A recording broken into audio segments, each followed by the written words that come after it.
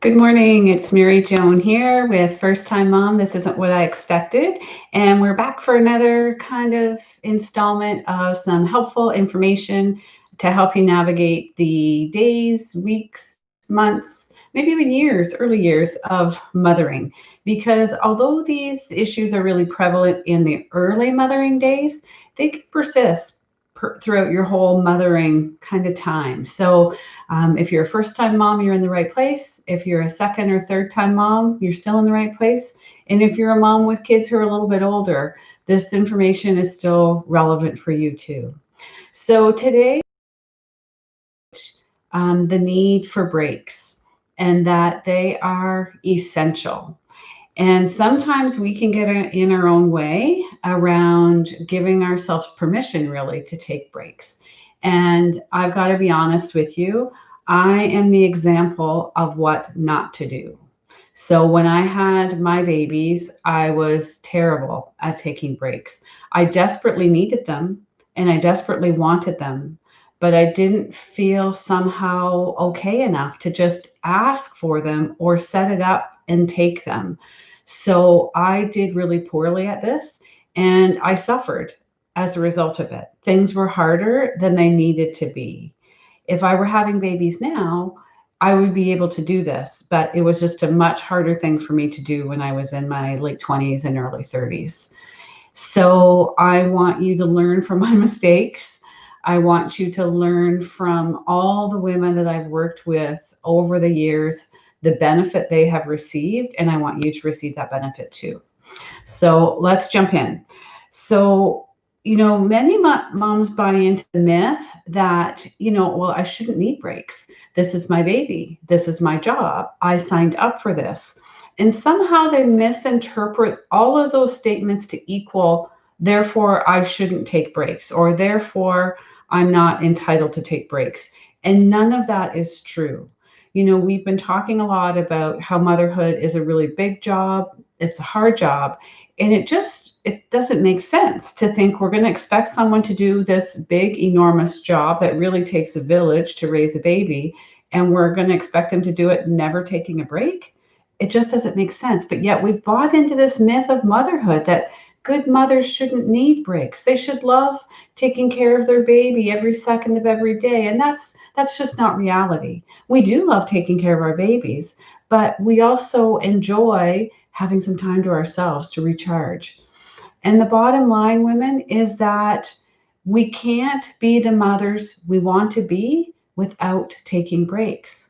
It's just impossible.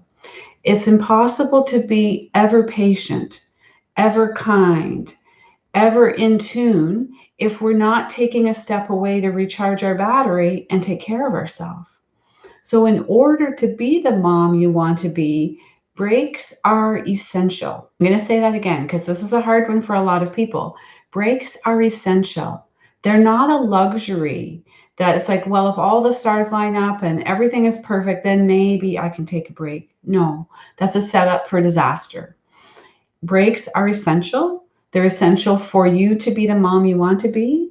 And your baby is going to be in good, capable, loving hands while you step away, and all will be well. So, one of the biggest barriers that women first have to overcome in this journey to taking breaks is themselves. And that is giving themselves permission that they can take breaks, that they deserve to take breaks, and that there is tremendous benefit for the whole family when they do so. And, in my mind, getting at least a couple of breaks a week is really important.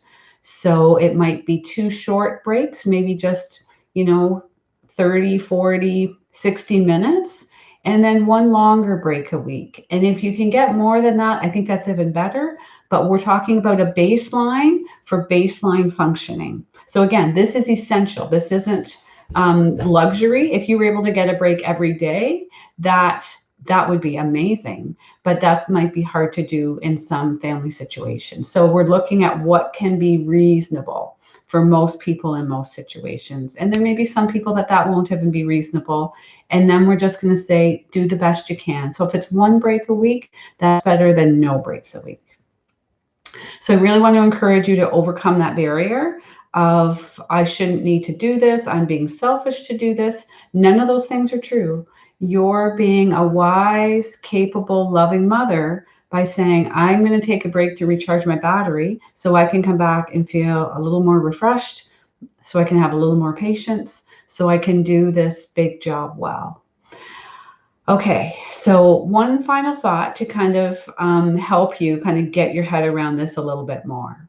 So, if one of your good close friends said that she was going to be taking breaks, what would you think about her?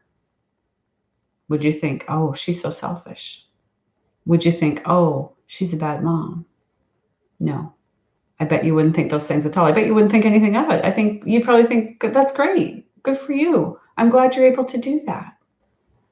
So the challenge is, if that's how you would think about it related to her, why should you think any differently about it related to yourself?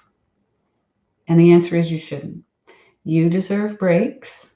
This might be kind of something you got to work with. You've got to work through some stuff to get there. But I can guarantee you 100%, if you can lean into this and do this, you will be so relieved. You will feel so good, and you'll set yourself up for a different mothering journey for many, many years to come. So I'm here with you. I'm encouraging you. I'm standing beside you so that you can take this step. Good luck, ladies. I can't wait to hear how you do with this, and we'll be back next week with some more tips. Bye for now.